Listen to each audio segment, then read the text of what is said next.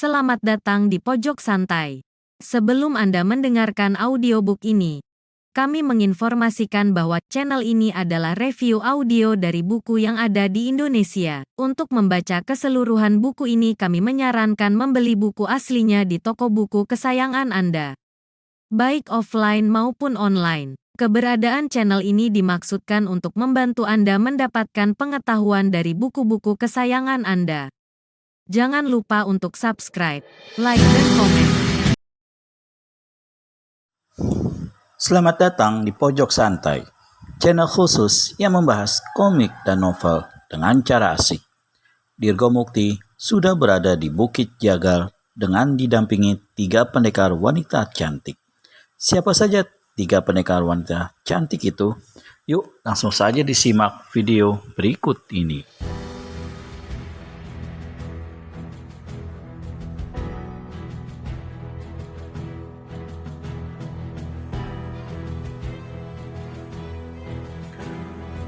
Aku sudah tidak sabar lagi menunggu kehadirannya, kata Dirgo Mukti dengan kedua tangan meremas-remas bagai melampiaskan kegelisahannya.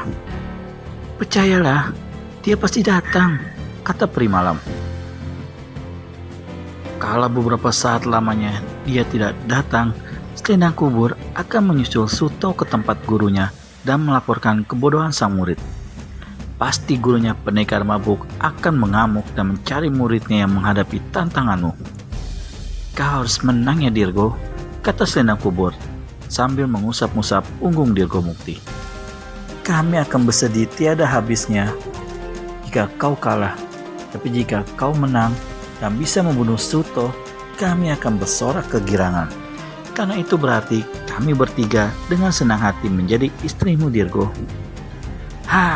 Itulah semangatku, kata Dirgo Mukti yang kemudian disusul dengan tertawa terbahak-bahak.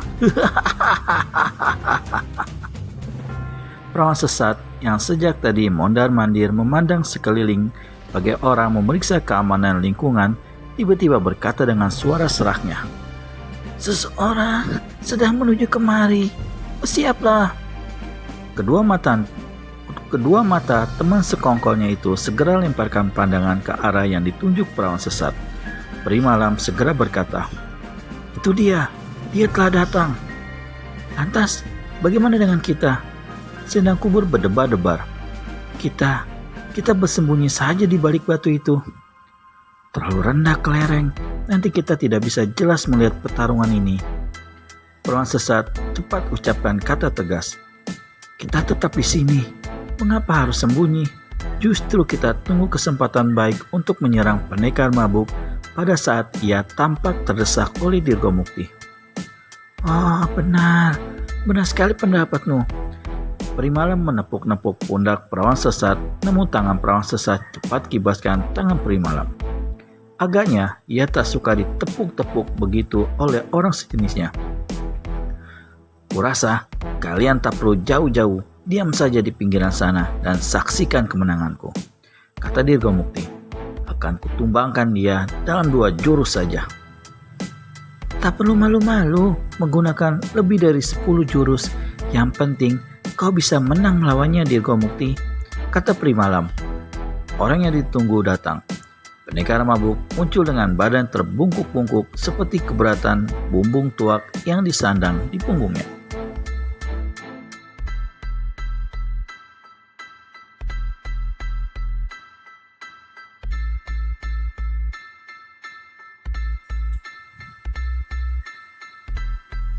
Peri Malam berbisik kepada selendang kubur yang berdiri di samping kirinya. "Dia dalam keadaan mabuk. Bahaya, justru dalam keadaan mabuk begitulah ilmunya semakin tinggi," bisik selendang kubur. "Diamlah," hardik perawan sesat yang merasa terganggu dengan kasak-kusuk mereka.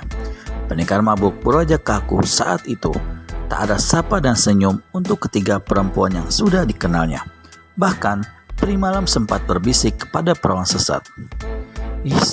Dia acuh tak acuh pada kita, tak menyapa sedikit pun. Mungkin dia sudah tahu persengkongkolan kita, atau dia sedang memusatkan perhatiannya kepada Dirgo Mukti." "Shh, diamlah," selendang kubur ganti menghardik. terdengar suara Dirgo Mukti menyapa kasar kepada Suto. "Sudah siapkah kau menemui ajalmu, Suto?" "Sudah," jawab Suto datar dan berkesan ketus. "Kau siap menderita malu di depan 3 perempuan ini?" "Sudah."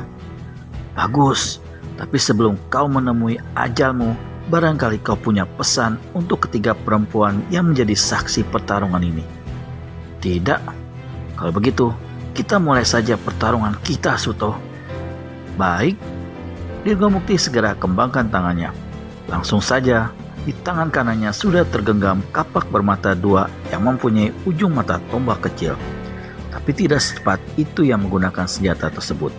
Ia masih mencari celah baik untuk menyerang Suto dengan pukulan jarak jauhnya. Ia bergerak pelan mengelilingi Suto, sementara Suto sendiri hanya diam sambil melirik dengan mata sayu yang tidak meyakinkan sebagai mata seorang pendekar tangguh. "Hai gila, semakin tampan saja dia," pikir selendang kubur. Hatiku berdebar-debar digelitik bayangan indah dalam cumbuannya. Apakah nantinya aku akan tega menyerang dia? Hati perawan sesat pun membatin. Kurang ajar, semakin terkena cahaya rembulan, semakin menggairahkan wajahnya. Aku jadi gundah membayangkan cumbuannya. Sepertinya aku tak sampai hati jika harus menyerangnya. Peri malam bahkan palingkan wajah, tak berani menatap pendekar mabuk. Dalam hatinya ia membatin, celaka kalau begini, dia semakin memikat hatiku. Aku terbayang saat dia menciumku di pantai. Luar biasa indahnya kala itu. Kakiku sekarang pun jadi gemetaran membayangkannya. Lantas bagaimana jika aku harus menyerangnya? Apakah aku bisa menyerang seorang kekasih yang kucintai dan kurindukan itu? Sementara hati ketiga perempuan itu berkecamuk sendiri-sendiri, Dirgo Mukti segera sentakkan tangan kosongnya ke depan bagai mencakar perut harimau. Pendekar mabuk melompat, namun terlambat. Tubuhnya tersentak ke belakang dan berguling 2 kali. Lalu ia segera berdiri sambil menggeram. Ia bergerak kembali. Bersamaan dengan itu, Dirgo pun bergerak berkeliling. Langkah demi langkah ia perhatikan. Sedang Suto masih tetap membungkuk-bungkuk dengan kedua tangan lurus ke bawah dan menggantung, seakan sewaktu-waktu siap melompat untuk menerkam lawannya. Dirgo Mukti segera jejakkan kakinya ke tanah. Tubuhnya pun cepat melesat terbang dalam satu putaran salto ke depan. Pendekar mabuk mundur satu tindak. Di belakangnya jurang maut. Suto bagaikan tidak menyadari hal itu. Ketika Dirgo Mukti pijakan kaki ke tanah di depan pendekar mabuk dalam jarak 4 langkah, cepat-cepat ia sentakkan tangan kanannya ke depan dan ujung kapak yang dipegangnya itu melesat lepas dari tangkai. Ujung kapak yang berupa mata tombak kecil itu mempunyai nyala pijar api merah. Pendekar mabuk tak bisa mengelak kecepatan mata tombak itu. Langsung mata tombak bergerak tanpa ampun menembus dada Suto. Tubuh Suto seketika menjadi berasap. Sebelum tumbang dan hancur, Dirgo Mukti segera lompatkan kaki dan memberi tendangan samping yang cukup keras. Suto mengerang. Tubuhnya terlempar ke belakang dan jatuh ke jurang yang amat dalam itu. Suara jeritanya menggema bagai memecah sepi di malam purnama. Sementara itu, ujung kapak Dirgo Mukti yang sudah kehilangan mata tombaknya itu kembali muncul mata tombak baru. Tetapi kapak itu hanya digenggamnya dengan hati puas. Ia berseru geram, "Mampuslah kau Suto Sinting. Ternyata kehebatanmu tak seperti apa yang digembar-gemborkan tiap manusia." Segera Dirgo Mukti balikan badan. Ia menatap ketiga perempuan itu dengan senyum lebar dan tawa pun terdengar berkumandang. Sedangkan ketiga perempuan itu sama-sama terpaku tak bisa bergerak di tempatnya.